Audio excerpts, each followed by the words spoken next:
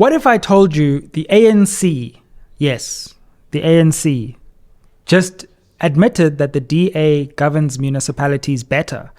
In South African politics, that's like Night praising Day, Orlando Pirates praising Kaizer Chiefs, Liverpool praising Manchester United.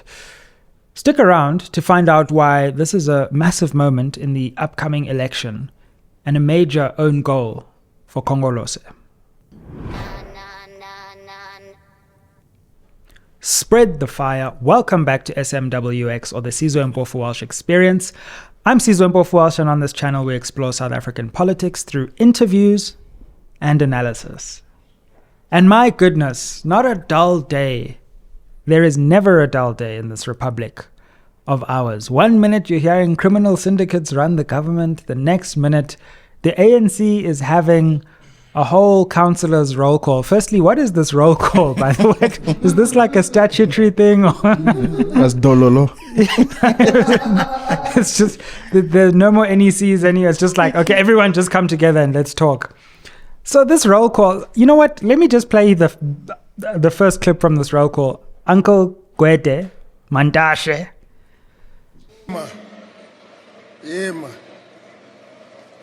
Yema. I know that we have a lot of singing councillors, but we have no councils. We all sing well, but capacity dololo.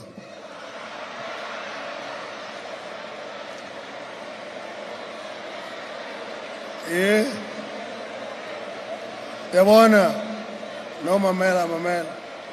Yabona moska ungabona. No.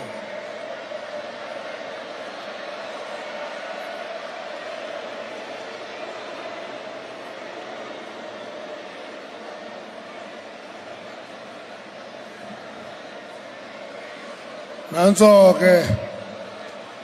That is the council we are having. Comrades who are councillors, leaders of the ANC, who make noise when a meeting is underway. What kind of leadership is that? What kind of leadership is that? Yeah. The best dololo. The best part for me is, it's like, did I lie? No, when South Africans go into the voting booth in 2026, you must put your cross and then go. Hi. It was like, yeah, no, uncle. The other best part, yeah, and then, nanzo, okay. Yeah, no, Uncle Kwete Mantashe. Wow. Basically saying like all ANC councillors can do is sing, but they don't have capacity. The ANC's election manifesto must be, the slogan for the election must be capacity, dololo. Oh man. So that was the first clip from the councillors' roll call. But it got better because President Cyril Ramaphosa decided to say, actually, the DA governs better than us, guys. So can you please learn from the DA? Take a look. Municipalities that do best are not ANC-controlled municipalities. And I can name it here because there's nothing wrong with competition. They are often DA-controlled municipalities.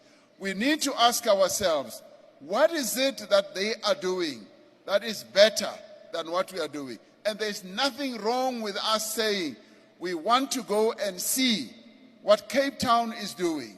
We want to go and see what Stellenbosch is doing. How do they craft everything? We need to be moving up the ladder of being good at what we do. We cannot forever stay at the bottom. It hurts me deeply when I continue to see that our municipalities sometimes tend to move. Sure. Yeah. You're like 1-1 in the 89th minute and you score an own goal. Yeah, I know. I mean, he actually looks quite pained there as Yeah, well. yeah. Like, and angry. But you can't, like, unwritten rule of politics, no matter how badly you are governing, and it's true. The ANC is governing very badly. You can't actually admit that your competitor's better than. That's like the coach of Orlando Pirates coming out and saying, like, Chiefs is actually a bigger club. Like, it's a bigger club, and we need to aspire to them. And that's meant to, like, motivate your troops. You know? And Helen Ziller, of course, had a field day. Have a look at this. Yeah, no, man. No, God. Uncle Cyril is looking quite dexed there. What kills me is he's one of those Cape Town jogging uncles, man. Like, they should have put him on a bicycle. Yeah, no, like, you just can't do that, because once you start saying, like, we think the DA is governing well, like, there's the DA's 2026 election campaign already. Just roll that clip again and again. And to be honest, I can understand why some in the ANC are saying, what is going on here? How can our president do this? And it's not the first time President Ramaphosa has done this. Remember when he said that the ANC was accused number one in corruption in South Africa? And some ANC figures have not taken kindly to this. There's a Tony Yengeni quote, which I want to bring up, because he said, praising DA councillors on the eve of an election is not political naivety. It's not even sabotage. It's the greatest of betrayals. It's the last straw for me. So people in the ANC are angry at the statement. I can understand. I mean, yeah, what do you say to that? Yeah. And I think what makes it even worse is he uses the Cape Town. Stellenbosch. Exactly. A debate that people have always had about why you can't compare Cape Town with other municipalities. Yeah. And there we go. There we go. So, yeah, I mean, I also saw Kusela Diko saying, no, I think the president was misled on this one. No, I saw Nzwandile Masina coming out and saying, no, what he meant was actually the governance or the audit outcomes aren't great, but the ANC is governing very well. The finances just aren't great. Like, this thing of politicians not being able to tell each other, like, who misled the president? Exactly. Huh? Who misled Floyd? Who keeps misleading all these politicians? And is it okay that the finances aren't? It's like, oh yeah, but don't worry about the books. Like, we're not managing the books well. But like, well, that's also part of the problem. So, you know, this also does open up a set of questions, a set of deeper questions about the ANC and its capacity to tell untruths to the people of South Africa. And for a long time, I'll even admit, I think most South Africans went through a period where they supported the ANC. They wanted the ANC to do well. I come from an ANC family. So it's not easy to realize that the ANC is just capacity, dololo. But Nansok. But at some point you have to realize that. And let me explain to you why. Because I want to show you, you see, what the ANC has been saying and what it said at this councillor's roll call is, we are going to get serious. We are going to get tough on service delivery. We're going to get water, electricity, potholes, sanitation. We're going to get municipal finances in line. This time, we're waking up. And that's a nice message. It's a nice message because you think, hey, maybe they finally got the message this time. But I want to tell you it's a scam, unfortunately. It's a scam because look what they've been saying before every election. Let's take a look at this clip, which was just before the 2019 election. And let's have a listen to what the ANC was telling us.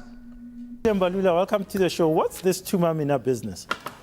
Well, Tumamina is about winning the trust of the people by ensuring that the services that are due to them, that have been implemented by government at all levels, were able to reach out.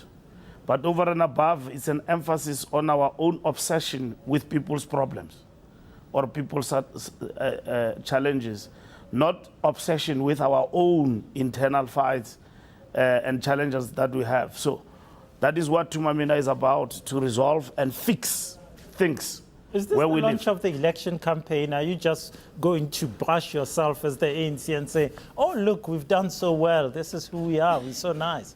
No, it's not about Make Me Nice project.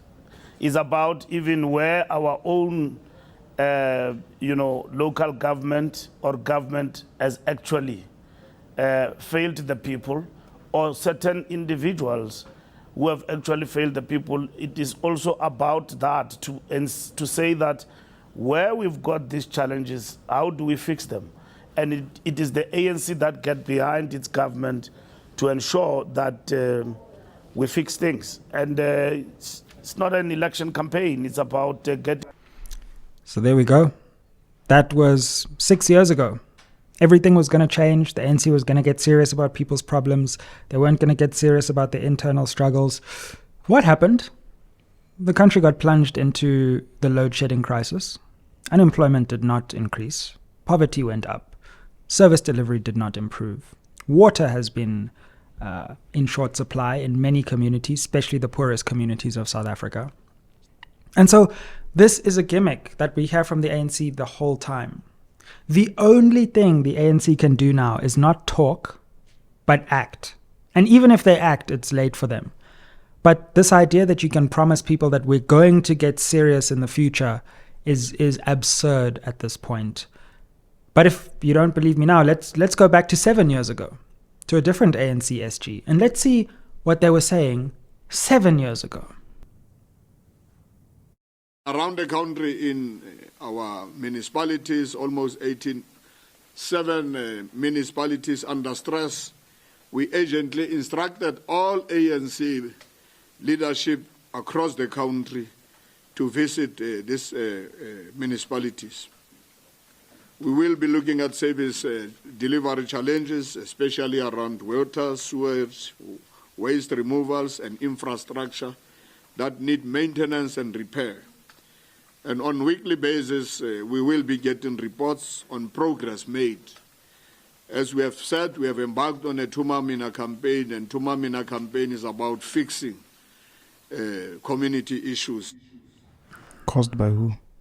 Yeah, so firstly, that's so because the line is there are challenges, but we will fix the challenges. And exactly then the question becomes, okay, well, who created the challenges?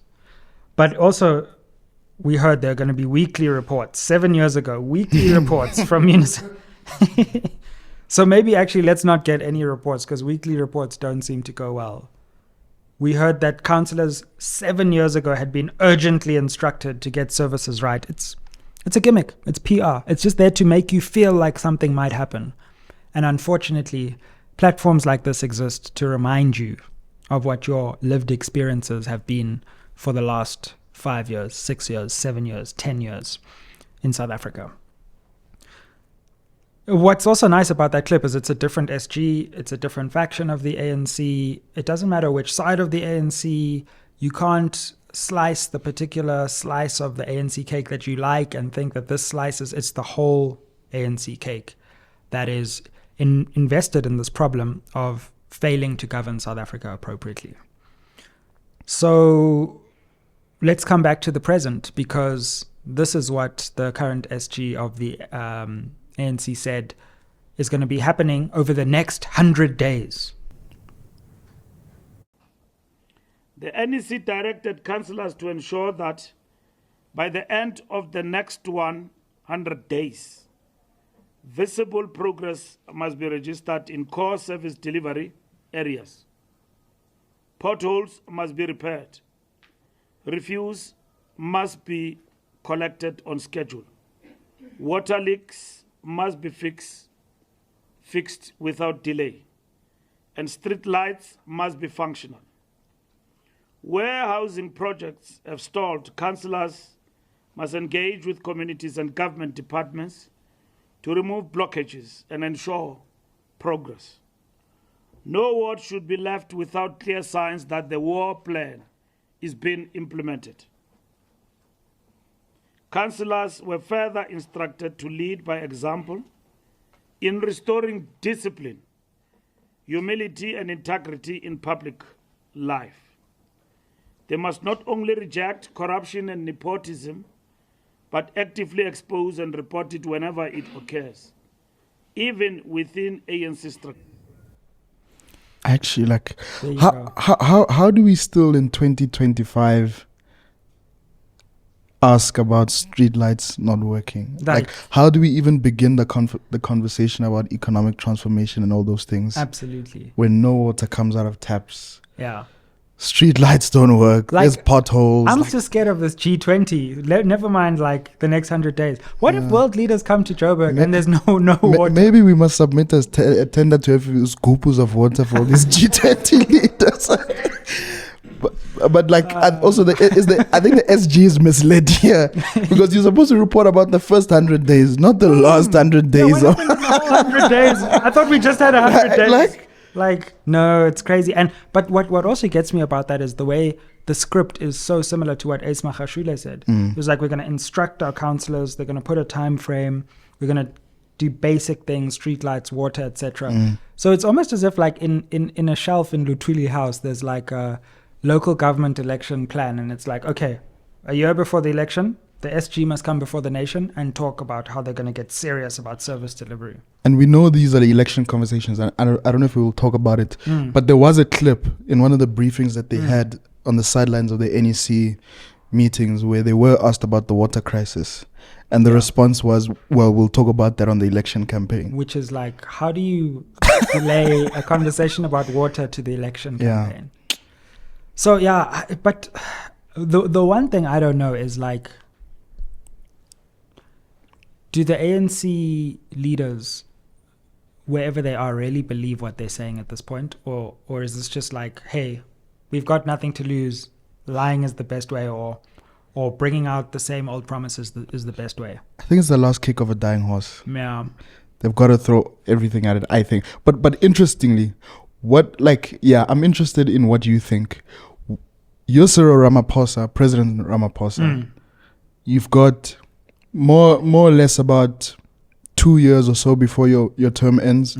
There's an election in the next year, your last election as president of the ANC. Yeah. You've got all the councillors across the country sitting in a room. You've got to instill confidence in them and in South Africans. What do you say? What I don't say is